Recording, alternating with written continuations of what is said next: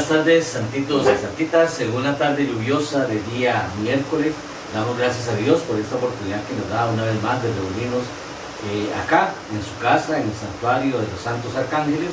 Hoy con un tema muy interesante, como les había dicho desde el domingo, que estamos en el mes de septiembre. Hoy 2 de septiembre estamos celebrando el mes del aniversario número 18 de nuestra misión San Pablo.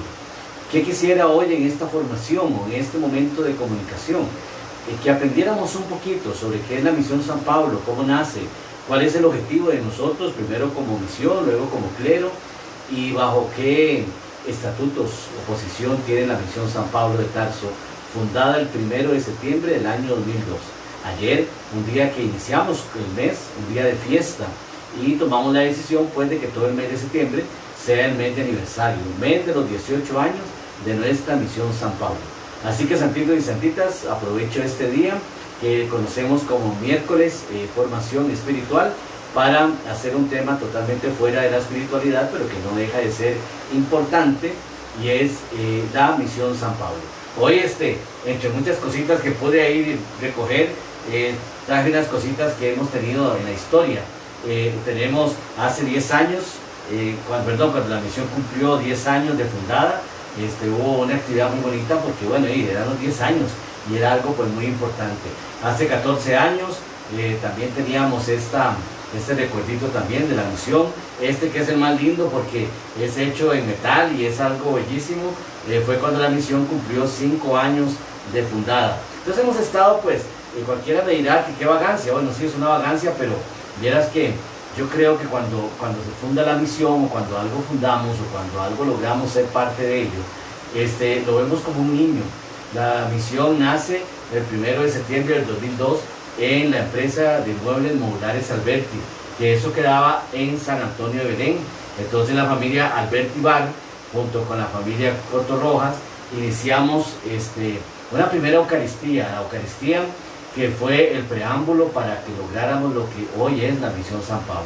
Entonces, ese niño que nació el 1 de septiembre del 2002, esa misión que ha sido una misión de mucha lucha, de mucha contienda, de mucha persecución, hoy 18 años después, le damos gracias a Dios, porque primero nos hemos dado cuenta que vale la pena la lucha, el salir adelante, el no tomarle importancia a muchas cosas que a la vez, o a lo mejor nosotros nos damos cuenta que pues, no tenía la importancia que teníamos.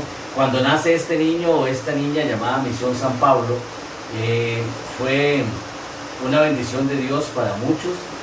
Yo estaba iniciando el ministerio en Costa Rica, yo llegué al país en el año 2000, me fui para Grecia.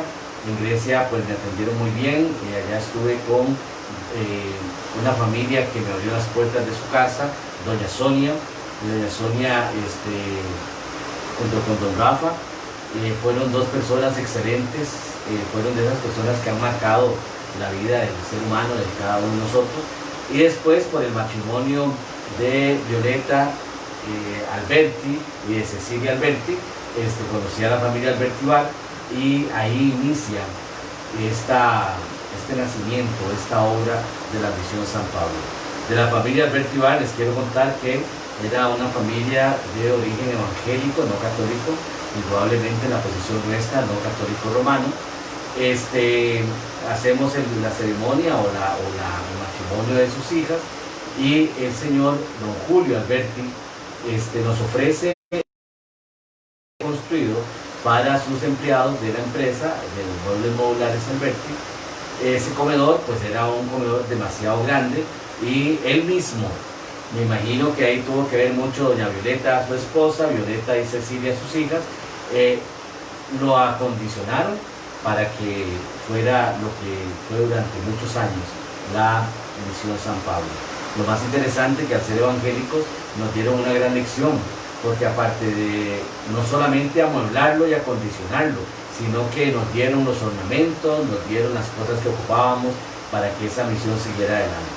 La misión San Pablo en ese lugar, en San Antonio de Belén, nació en 2002, pero allá tuvimos casi 10 años trabajando y haciendo muchas cosas bonitas que gracias a Dios y a esta familia pudimos lograr. En San Antonio de Belén tenemos muy lindos recuerdos. Allá nos acompañaba mucha gente. San Antonio de Belén es un centro muy interesante porque en San Antonio de Belén venía gente de Heredia, gente de Santana, gente de San José, gente de Alajuela, y también teníamos a uno de los fundadores, como lo hablamos la otra vez, que junto con la familia Coto Rojas también tenemos a Geraldine Arias, una amiga muy querida, y en aquel momento también a César Romero de San Carlos. Luego llegó el momento en que César nos da un testimonio bellísimo, porque César viajaba de San Carlos a Belén los domingos que había misa junto con nuestra santita Richeva Romero, que ya trascendió a los 8 años, y fue nuestra primer pérdida en la Misión San Pablo, que fue una de las partes tristes de la historia de la misión. ¿Cómo nace la misión? La misión nace con una visión. La visión de la misión está en Mateo 25, de 35 al 36.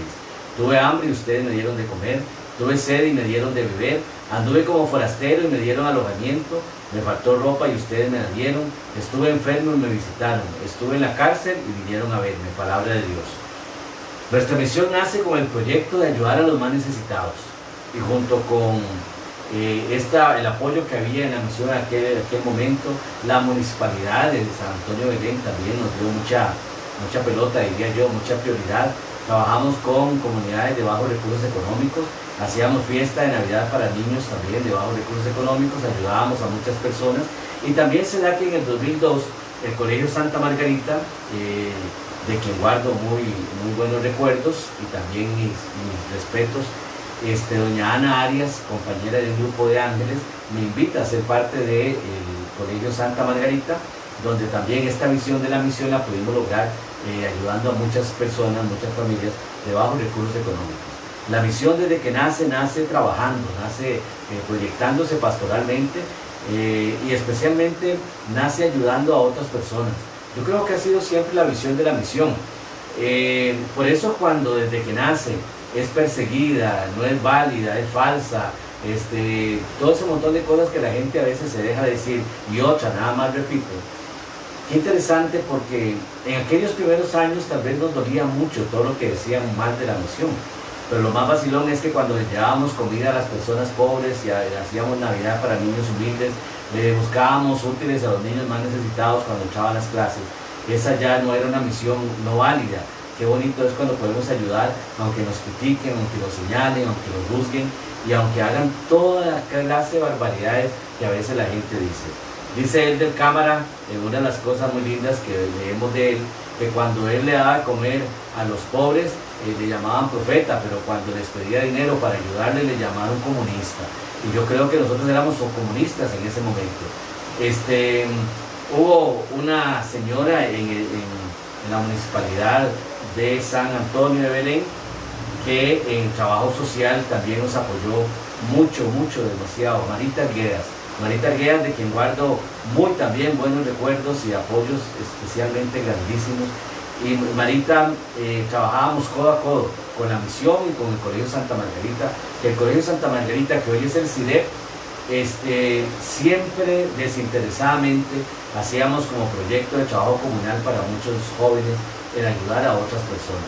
Creo que esa ayuda que doña Ana Arias, hoy Alonso Guerrero, y la directora estrella, que ha sido, ya no lo es, pero siempre será mi jefa ejemplar, Susi Yen, cuando me daban tanta autoridad o me daban tanta luz verde al hacer estas cosas, pues no solamente lo hacíamos por quedar bien como colegio ni como nada, sino como ayudarle a los muchachos a darnos cuenta de las necesidades que otros tenían y que a lo mejor nosotros podríamos de una u otra forma colaborar. ¿Qué teníamos de proyectos cuando nace esta misión? Abrir un comedor para niños de bajos recursos económicos, que hasta el día de hoy, 18 años después, no lo hemos logrado. Y les quiero contar algo que fue muy triste. Había un lugar que se llama Urbanización El Progreso, yo no sé si todavía existe. Ya dejaba de ser Belén y se convertía en San Antonio de Joliagua. Y había una directiva que nos ofreció hasta un lugar, un lote, para que nosotros hiciéramos un galerón y pudiéramos hacer ese proyecto de un comedor para niños de bajos recursos económicos. Y Santita, lo más triste es que el cura párroco de aquel momento decía que él prohibía a las personas ir a comer al comedor que íbamos a hacer porque no podían comer comida protestante. Muchas veces esas formas de actuar, de pensar o de ser de muchos sacerdotes, como lo ha dicho el Padre en estas misas o otras cosas atrás, nosotros, cómo nos aleja no solamente de ser ignorantes a la hora de hablar, sino cuando esas actitudes suceden, qué triste es porque nos damos cuenta que hay sacerdotes y pastores que no dejan que la obra del Señor se realice por muchas infinidad de cosas. Por una de ellas es como que ellos sienten que pierden un poder o simple y sencillamente creen que sienten que se les va a ir algo de las manos. La misión desde que nació siempre ha tenido el proyecto de ayudar a los más necesitados sin importar religión, sin importar nacionalidad, sin importar nada. Porque Jesús, que es nuestro divino Maestro, nos enseñó a darnos a todas las personas. Y si Él nos enseñó a darnos, la piedra de tropiezo más grande que hemos tenido, a veces son los sacerdotes, a veces son pastores, a veces son líderes espirituales. Pero vieras qué triste es que el Señor, el sacerdote de ese lugar en aquel momento, se dejó decir esa frase y le permitió que se abriera el comedor, y tampoco su parroquia ayudó a que los necesitados de su parroquia, de su comunidad, tampoco tuvieran un lugar para ir a comer. Nuestra idea era que los niños, después de salir de la escuela, pasaran a comer ahí, o antes de ir a la escuela, comieran ahí para que sus pancitas fueran llenitas. Pero bueno, a la conciencia de ese sacerdote se expuso este proyecto tan bonito. Estamos trabajando hasta el día de hoy para tener nuestras instalaciones, tanto el templo como en las oficinas, y hoy, pues, gracias a Dios y a hermanos y hermanas comprometidos con la misión, estamos adquiriendo un terreno en 5 esquinas de Carrizal. Allá estamos trabajando para pagar ese terreno. Una vez pago, pues empezamos primero a hacer las terrazas, que es lo que tanto ocupamos, empezar a construir nuestro sueño, porque en ese terreno hay sueños de personas que a lo mejor ya no están con nosotros, de personas que a lo mejor nos ayudaron mucho, pero que sabemos que cuando ese sueño se materialice, para honra y gloria a nuestro Padre Celestial, porque para Él es la honra y la gloria, sabemos que muchos que están ahorita y los que no nos acompañan, verdaderamente se van a realizar, porque el hecho de tener nuestras instalaciones, nuestro templo, las oficinas, los salones que queremos para formación, yo creo que ese día veremos ya crecer a esta niña llamada Misión San Pablo, que hoy cumple 18 años y ha sido, o ayer, y ha sido de mucha ayuda, de mucha comprensión, de muchas lecciones muchas veces para nosotros. El albergue que teníamos también de una guardería de bebés o albergue para ayudar a madres solteras, pues eso no deja de ser parte de un proyecto. Hay muchas madres que necesitan, no sé, guarderías o lugares donde dejar a sus hijos mientras trabajan, y queremos que eso nunca, nunca, nunca se olvide de que podemos realizarlo y que podemos poner ganas en el asunto, y si está en el plan y orden divino de Dios lo podemos realizar. Y lo último, que es lo que queremos pedirle al Señor, es que una vez que ya estemos estabilizados como misión, como una iglesia particular, podamos lograr fundar un colegio o una escuela privados que nos ayude a generar trabajos para los nuestros y que nos ayude también a dar una proyección social un poquitito más seria de lo que la misión San Pablo puede ser. Gracias a Dios, hasta el día de hoy contamos con personas que nos ayudan a orar económicamente, nos empujan con su positivismo y nos ayudan a decirnos lo podemos lograr. Hasta el día de hoy hemos logrado muchas cosas bonitas y hasta el día de hoy seguimos trabajando en lo que es esa fundación de la misión, que aunque haya cumplido 18 años ayer, y que aunque este mes de septiembre lo vamos a dirigir en esta acción de gracias, también santitos y santitas quiero contarles que la misión tiene muchos proyectos a los cuales espero que en algún momento ustedes también se involucren con este sueño, el sueño de la gran familia de la misión San Pablo.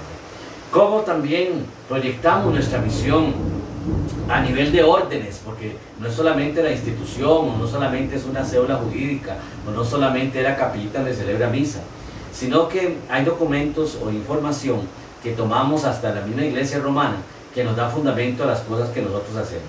Entre ellos, ya desde el Concilio V de Letrán en el año 1512 y convocado por el Papa León X, se tenía como tema central la reformación de la Iglesia. En el Concilio Ecuménico Vaticano II del 62 al 65, convocado por el Santo Padre el Papa Juan XXIII y finalizado por el Papa Pablo VI, nos presentan temas de gran valor que hasta el día de hoy muchos se desconocen. Por ejemplo, tenemos en el decreto Unitatis Reintegratio sobre el ecumenismo, y que nos dice: en este movimiento de unidad llamado ecumenismo participan los que invocan a Dios Trino y confiesan a Jesucristo como Señor y Salvador. Eso lo hace no solamente por separado, sino también reunidos en asambleas en las que oyeron el Evangelio y en las que cada grupo llama iglesia suya y de Dios. Casi todos, sin embargo, aunque de modo diverso, suspiran por la iglesia de Dios única y visible, que sea verdaderamente universal y enviada a todo el mundo, para que el mundo se convierta al Evangelio y se salve para la gloria de Dios. San Juan en el Evangelio nos dice: Padre, que todos sean uno para que el mundo crea que tú lo enviaste. Juan 17:21, palabra de Dios. Esta declaración nos dice que toda iglesia que reconoce la Trinidad, que reconoce el Evangelio, es una iglesia que busca seguir aquellos pasos que Jesús nos enseñó para llegar y dirigirnos hacia Dios. No habla de una iglesia institución, ni habla de una iglesia con un nombre. La institucionalidad y el nombre se lo dieron los hombres muchos años después, hasta de la misma vivencia de la persona de Cristo entre nosotros. Hay otra declaración que se llama Dignitatis Humanae, la dignidad humana, sobre la dignidad del hombre. Y dice textualmente: esta exigencia de libertad en la sociedad humana se refiere sobre todo a los bienes del espíritu humano, principalmente los que atañen al libre ejercicio de la religión en la sociedad. Libre ejercicio. Santitos, en Costa Rica hemos tenido una excelente persecución, y a donde sacerdotes se dan el taco de hablar de que los sacramentos no son válidos, de que los curas no son falsos y que la misión no está en comunión con la Iglesia Católica de Roma. Santitos, qué difícil es cuando uno oye un sacerdote que tuvo 6 o 7 años de formación y que a pesar de esos años sea tan ignorante, que no busque información, que no busque en la historia. Ustedes van a ver que yo siempre voy a insistir en buscar en historia, porque no solamente los documentos, es historia. La historia nos va a ayudar a nosotros a ver otra visión totalmente diferente a lo que muchas veces por tradición, por costumbre o a veces por necedad decimos las cosas que verdaderamente no son ciertas. Con solo que haya un sacerdote legalmente ordenado, todo lo que este sacerdote haga es válido, es legítimo, es aceptable. Y si ya en el primer decreto de Unitatis Reintegratio nos dimos cuenta que todos llamamos iglesia nuestra, aquella iglesia que nos lleva a Dios, creyendo en la Trinidad, creyendo también en el orden, creyendo también en el Evangelio, que es lo más importante, ya somos iglesia. Muchas veces yo a veces me he sentado a analizar y le pido mucho discernimiento al Señor, y a veces digo que no sé si los sacerdotes dicen eso o hacen eso por ignorancia o simplemente por miedo a perder adeptos a sus iglesias, a sus comunidades, cosa que no lo veo así. Juan también en el Evangelio, en el capítulo 17, versículo 25 nos dice: oh Padre, los que son del mundo no te conocen, pero yo te conozco, y estos también saben que tú me enviaste. Palabra de Dios.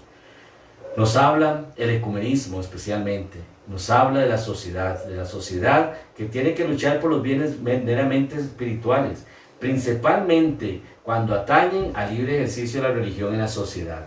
¿Por qué la Iglesia Romana en Costa Rica está tanto criticando el hecho de que quiten o que se apruebe un Estado laico? Porque el Estado laico simple y sencillamente trae a dar igualdad a todas las iglesias o a todas las denominaciones religiosas, donde exista una verdadera libertad de culto, porque aunque el artículo de la Constitución Política número 75 dice que hay libertad de culto, eso es mentira. ¿Es mentira por qué? Porque si yo me congrego en una iglesia no romana, la iglesia romana es capaz de decir que no es válido y que los curas son falsos. Ahí no hay ninguna libertad, ahí simplemente lo que hay es una guerra de poderes tan terrible que si a mí se me da la gana, perdónenme el notico, decir no es válido, ya no es válido. ¿Y cuánto sembramos en la memoria o en la mente de las personas diciendo que aquella iglesia que usted escogió porque se siente bien, yo la invalido y listo? Y como siempre he dicho y no me cansaré de decir, cuando yo trascienda este mundo a la presencia del Señor, no llegaré ni como católico romano, ni como católico libre iberoamericano, ni parte de la Misión San Pablo, ni de la Iglesia Tabernáculo de Luz. Llegaré como hijo de Dios, y allá en la presencia del Señor tendré que yo dar cuentas de las veces que mentí, exageré y por ignorancia dije si aquello era o no era válido. ¿Quién le dio el poder a un obispo, a un sacerdote, para decirle a su comunidad si es válido o no? ¿Quién le dio poder a esas personas creyéndose dueñas de una verdad absoluta, cuando no existen verdades absolutas? Existe el respeto de una verdad compartida, pero no existen verdades absolutas. Y como lo decíamos el otro día en la Eucaristía, hoy quiero tomar el punto de la misión para recalcarlo. Santitos y santitas, Que yo me bautizara en la Iglesia Católica Romana no quiere decir que yo sea la membresía de una iglesia. Eso es mentira. Me bautizaron por la fe de mis padres y mis padrinos. Y a lo mejor mis padres ni mis padrinos ni profesan la fe ni la religión. Simplemente lo hicieron por un cumplimiento. Y yo siempre lo he dicho, que la palabra cumplimiento se divide en dos: cumplo y miento. Y entonces muchas veces estamos asociados a una religión, a una iglesia, a una institución por cumplimiento, simplemente porque hay que estar ahí. Estoy en esta iglesia porque mis abuelos fueron católicos, mis papás católicos, y a mí me toca ser igual. ¿Por qué? Porque no nos dan la libertad de ejercer esa religión en la sociedad, como lo dice la Declaración de la Dignidad Humana. No nos dan esa libertad. Esta declaración es católica romana y no me la estoy sacando del bolsillo, pero es muy fácil cuando dicen no es válido y listo. ¿Por qué? Ese sacerdote que dice no es válido cree que ya es salvo, cree que ya porque es sacerdote ya él tiene la prioridad de parte de Dios porque pertenece a una iglesia de ser salvo. Santitos y santitas, pongamos los pies en la tierra, seamos razonables, dejemos de ser ignorantes, porque un ignorante arrastra a un montón de ignorantes. Nadie se salva por ser parte de una iglesia, ni una religión, ni una denominación. Yo me salvo cuando mis obras, cuando las cosas que realizo, cuando las cosas que hago están de acuerdo al plan divino de Dios y a su orden divino. Y que también a Dios no le interesa una religión, le interesa la relación que tengamos nosotros con Él. Entonces, cuando un cura dice eso, claro, se lo dice a la gente sencilla, a la gente humilde, a la gente que no va a buscar una computadora para investigar, a la gente que no va a sentarse a ver estos documentos que hoy estamos hablando de la fundación de la Misión San Pablo. Y también, qué fácil es decir 4 tonteras y decir que no es válido, pero qué interesante, santitos y santitas, y no quiero caer en crítica, pero quiero caer en una razón. El sacerdote que viola niños por solamente el hecho de ser católico romano puede violar niños, pero resulta que ejerce la Eucaristía y es válida. Entonces, ¿cómo es posible que una aberración como ser un pedófilo le da a él la potestad de poder hacer todo y que sea válido? Los romanos, cuando se ordenan sacerdotes, juran o hacen votos, que los votos se pueden quebrar, o promesas, que van a ser célibes. ¿Cuántos sacerdotes tienen hijos? Yo tengo una lista de sacerdotes con hijos y 2 esposas de sacerdotes católicos romanos que están ejerciendo. Una fue alumna mía y otra lo conocí. Y santitos, siguen ejerciendo. Eso se llama doble moral. Pero como es católico romano, todo lo que es el sacerdote, con esposa, con hijos y no sabemos si tiene amante, es válido. Obispos que han tapado la pedofilia de sus sacerdotes, obispos que mandan a los sacerdotes a Honduras o a México o a otros lugares para taparles toda su cochinada. Esos obispos son válidos porque son romanos. Santitos, ya es hora de dejar de ser ignorantes, ya es hora de dejar que nos den a tolillo con el dedo. Obispo que tapa a un sacerdote pedófilo es cómplice, y todo el que es cómplice debería pagar también, como deben pagar muchos mediocres que están metidos en las iglesias. Pero como son romanos, son válidos. Yo quisiera que un sacerdote y un obispo romano con autoridad moral me diga en mi cara si lo que hacemos es o no es válido, pero que me lo diga en mi cara, no que sea tan pendejo, perdónenme lo español, y lo mandan con documentos, con cartitas, y a sacerdotes que lo que hacen es reenviar lo que una vez una conferencia episcopal había hecho en este país. Porque quiero decirles algo importante. Hoy es 2 de septiembre del 2020, el presidente de la Conferencia Episcopal de Costa Rica, mis respetos, porque es una persona que lo respeto, no porque sea obispo y no porque sea hoy el presidente, sino que lo conocí en mi barrio, luego lo conocí en el seminario, siempre me ha dado a mí una visión de hombre serio y quiero mantenerla hasta el día de hoy. Puede ser que mañana falle, pero no importa, quiero mantenerlo hasta el día de hoy. Ese hombre, estando en el seminario, era tan estricto que hizo un montón de cambios y a él le gustó. ¿Por qué? Porque verdaderamente tenía una visión de hacer las cosas bien. Hoy, fuera de hoy, de esta conferencia que hoy existe en Costa Rica, de la cual hoy puedo dar testimonio que no hemos tenido problemas, santitos y santitas, busquemos en nuestras diócesis en Costa Rica, cuántos curas pedófilos, cuántos curas con hijos, cuántos obispos han tapado ese montón de cosas. O como dijo un obispo, no me acuerdo si fue el de Alajuela o el de Alajuela, dijo que no había mandado una investigación de un sacerdote pedófilo por el bien de la iglesia, pero santitos, y el bien de los espíritus de estos niños, su mentalidad, su sanación, ese trauma que ejercen después de una violación o después de un toqueteo, santitos y santitas, por Dios, ya es hora de que nosotros nos quitemos la venda de la ignorancia. Obispo que tapa un sacerdote pedófilo o violador debe ir a la cárcel junto con el sacerdote. Pero ¿qué sucede?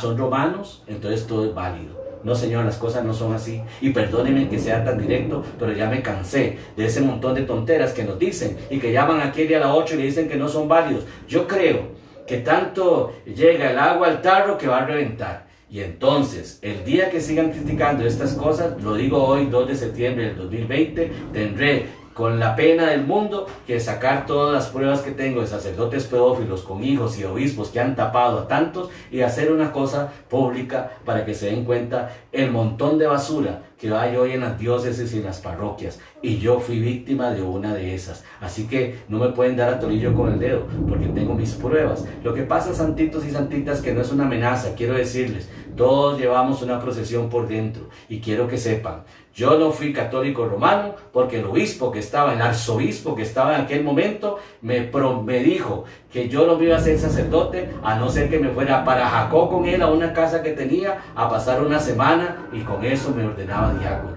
Y el formador de aquel momento fue obispo de la diócesis de Cartago. Así que eso lo pasé yo en carne propia, eso lo viví. Por eso cuando un cura o un obispo dice cualquier barrabasada,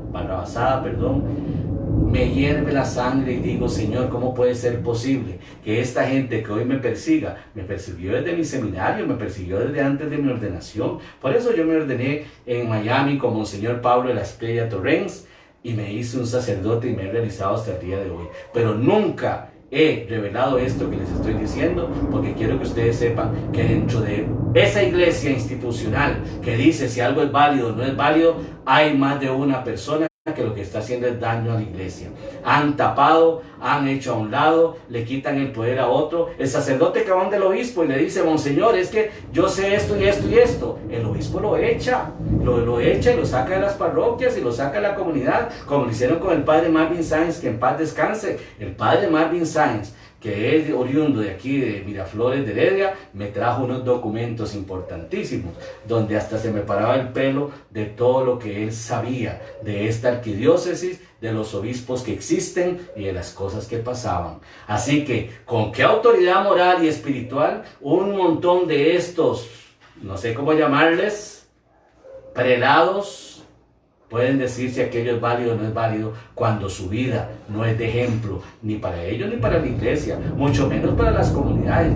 ¿Cuántos sacerdotes hoy tienen buenos puestos porque le tapan las cochinadas a sus obispos? ¿Cuántos obispos llegaron a ser obispos porque simple y sencillamente sabían una verdad que no la revelaban para que no hubiera ningún problema? Entonces el negocio es hágame, deme las mejores parroquias, las mejores posiciones, ser parte de una curia o una administración eclesiástica. La misión San Pablo hasta hoy, ya estamos cansados de tanta persecución, ya estamos cansados de que nos llamen falsos, ya estamos cansados de que no valoren los sacramentos que damos. Desde que un sacerdote es legalmente ordenado, todo lo que haga de ahí en adelante es válido. No somos romanos, no quiere decir que seamos falsos. No somos romanos, no quiere decir que los sacramentos no sean válidos. No somos romanos, pero gloria a Dios, tampoco somos pedófilos, tampoco tenemos niños regados, tampoco nos robamos la plata a la iglesia, tampoco le estamos quitando a las viejitas de Lancaster en Heredia dinero para hacerme una casa frente al estadio, ni mucho menos para tener los mejores carros de lujo. No somos romanos, pero tampoco cometemos los errores que muchos romanos están y seguirán cometiendo hasta que mucha gente los pague y no se los permita.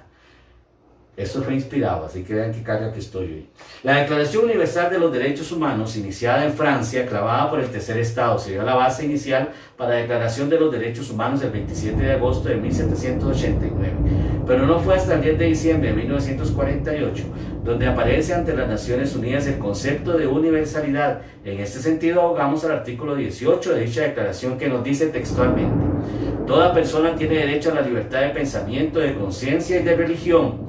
Este derecho incluye la libertad de cambiar de religión o de creencia, así como la libertad de manifestar su religión y su creencia individual o colectivamente, tanto en público como en privado, por la enseñanza, la práctica, el culto y la observancia. Así que cualquier persona puede ser lo que quiere, crea bueno en su vida y conciencia, dispuesta a respetar las escogencias de los demás y exigiendo respeto de la escogencia personal de fe y de credo religioso.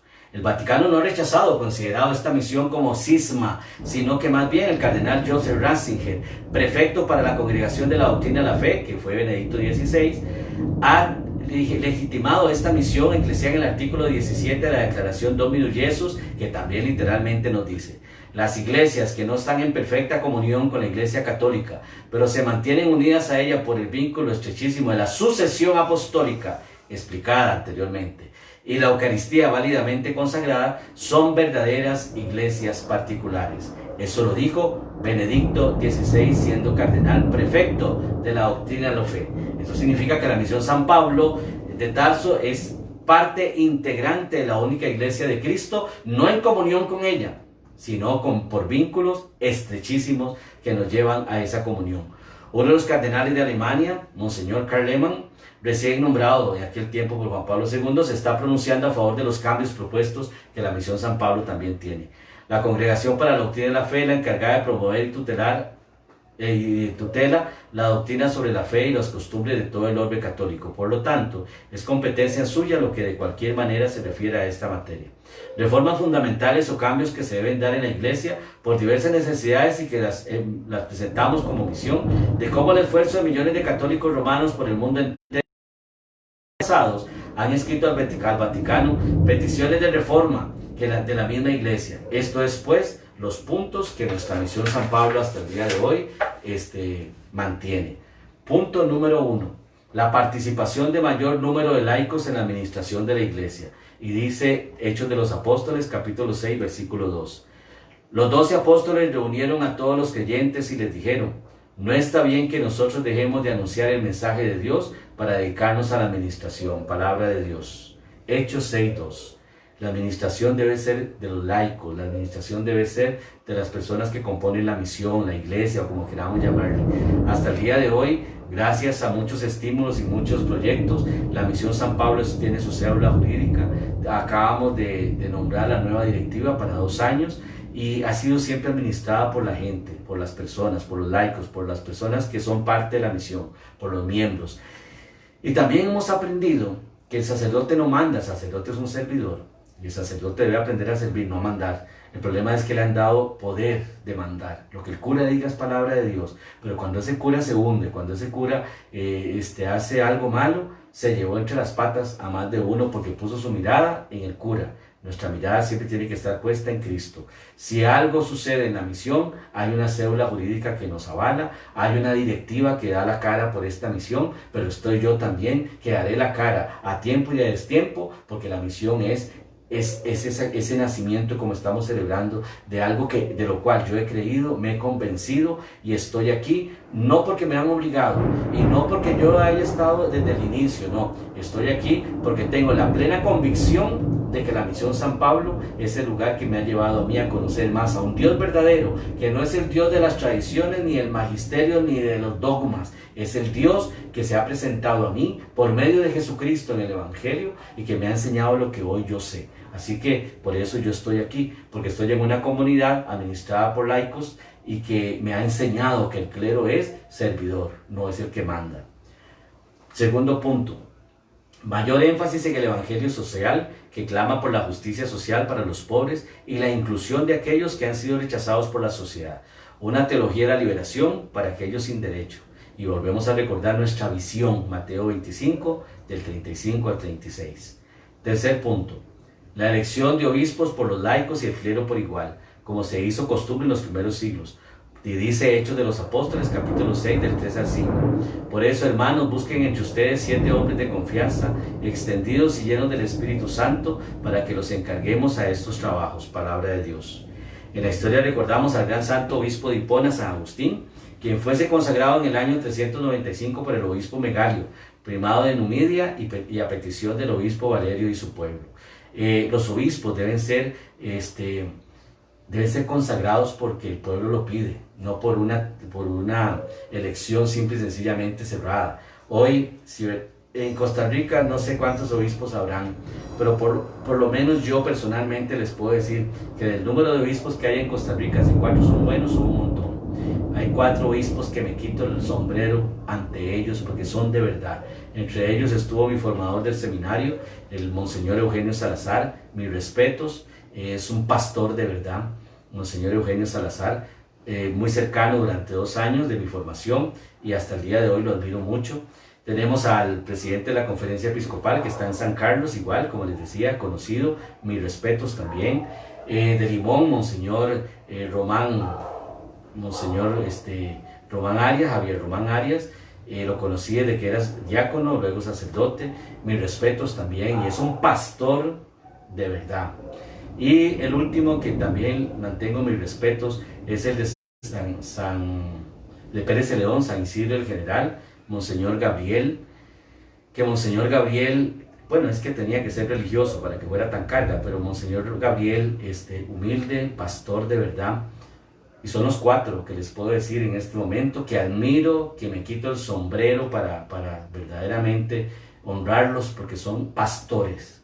Los demás son obispos, pero 4 obispos tiene Costa Rica, gracias a Dios, porque estén los 4 puntos cardenales y gracias a esos 4 obispos Costa Rica puede salir adelante a nivel de iglesia. Punto número 4, la abolición de la excomunión. Dice Lucas 6 del 27 al 28, pero a ustedes que me escuchan les digo, amen a sus enemigos y oren por quienes lo insultan, palabra de Dios. Yo ya me cansé de orar por quien me insulta, por quien me persigue, por quien me juzga, ya me cansé. Son 18 años de estar oyendo, de estar teniendo que explicar, y son 18 años que ya cansan de ver a una iglesia necia, a una iglesia que sigue haciendo daño, de una iglesia que sigue tapando a los suyos, pero qué vacilón que insultamos y hablamos más de los demás sin ver lo que tenemos nosotros. Pero ese es nuestro 4 punto, no creemos en la excomunión. Es mentira eso de que ya porque usted se va para otra iglesia o comulga en otro lado, usted está excomulgado. Pablo VI y Atenágoras levantaron las excomuniones ortodoxas, cuando las iglesias en el Cisma de Oriente en el 1054 se separaron. Ya desde ese momento yo creo que no existe ninguna excomunión. Excomunión debería existir cuando un cura viola a un niño el sábado y celebra misa el domingo. Ese tendría que ser excomulgado. Bueno, excomulgado para llamarlo algo suave dentro de la iglesia. Pero yo los agarraría en un bote, los pongo bueno, me faltaría bote, en un crucero. Los pongo en el crucero, los llevo al medio mar, les pongo una piedra en el pescuezo y los lanzo. No importa que nos quedemos sin curas, pero nos quedamos sin gente que le haga daño a los niños. Por eso no creo en la excomunión. Si Cristo nos enseña esto, ¿con qué autoridad cristiana nosotros apartamos de la iglesia a nuestros propios hermanos? Punto número 5. La inclusión de la Santa Comunión de aquellas personas divorciadas y vueltas a casar. Pedro les dijo, ustedes saben que a un judío les prohíbe su religión tener trato con extranjeros o entrar en sus casas, pero Dios me ha enseñado que no debo llamar profano o impuro a nadie. Hechos de los Apóstoles, capítulo 10, versículo 28, palabra de Dios. Y dice otra, ella, después que haya abandonado la casa, podrá casarse con otro. Deuteronomio 24:2, palabra de Dios. Ustedes saben que a los judíos se les prohíbe su religión tener tratos con extranjeros o entrar en sus casas. Pero Dios me ha enseñado que no debo llamar profano o impuro a nadie. Tampoco podemos llamar no válido, tampoco podemos llamar falsos, tampoco podemos llamar que aquello no existe, que está excomulgado. Hechos 10:28. Acordémonos, Hechos 10:28. No llamar profano o impuro a nadie, porque sea diferente que nosotros, porque actúe diferente que nosotros, porque su pensamiento sea diferente que nosotros. Si una persona católica, romana, anglicana, episcopal, luterana, lo que sea, viene a mí, yo lo recibo porque somos hermanos ante Dios, somos iguales. Somos hermanos ante la presencia de nuestro Creador. Segundo, que no profesemos algo de nuestra fe no quiere decir que estemos separados. Lo que han hecho otros, que por medio de cartas, por medio de memorándum, por medio de un montón de...